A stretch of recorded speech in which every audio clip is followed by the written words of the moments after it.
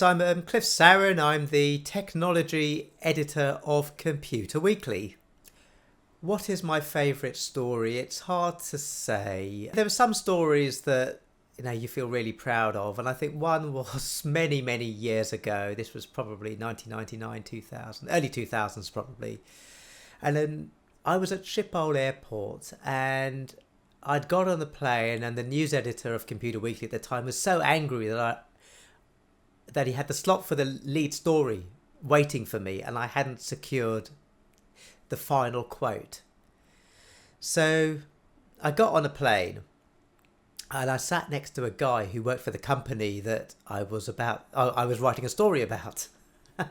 I said, "Whoa, you've got it was an IT meltdown." And I said, "Oh, you've got an interesting story to tell, haven't you?" And I didn't tell him I was a journalist, and said, "Oh, really? Oh, that's interesting." And I got off at Schiphol Airport, and I phoned the news editor. I said, "You know what? I've got the story, but I was carrying quite a lot of suitcases, or a suitcase in one of those trolley things, and the a very sweet guy, my rival on the computing magazine, decided to help me hold the suitcases while I phoned the news editor to tell him I'd landed the story." So that was just sweet. It was like one of those amazing moments. I think that what I would advise public relation people to do is really think about the story, think about what's unique about it. I know it's easy to get wrapped up in the most exciting thing that clients or the industry people are saying, but really look into as a techie person. I say, well, is it innovative, or is it new?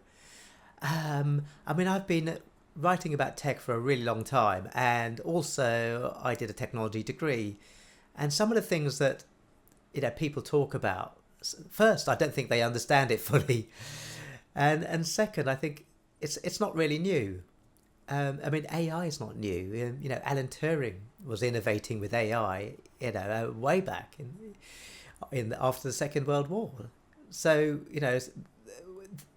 is it really that new? And even if it is clever, it's how clever, and what's it doing? What's going to happen in 25 years? In terms of tech, I think I've spoken about AI taking over. Taking over my inbox. That's the right way of putting it. Taking over my inbox. Too many pitches on AI.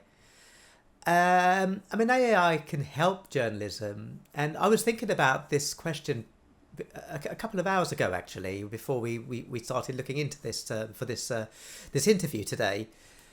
And I remember a few years ago, let's say 2010, 2012, maybe before that, and there was a big thing around data journalism, but that requires quite a high level of technical skill, right? You look at the guys at the Guardian and whoever, and you have technical people working alongside journalists to develop stories, and I can see where a technology like ChatGPT could really raise the bar in data journalism by helping journalists who are not technologists really put together data scripts that could pull in data from all the different sources that are freely available on the web.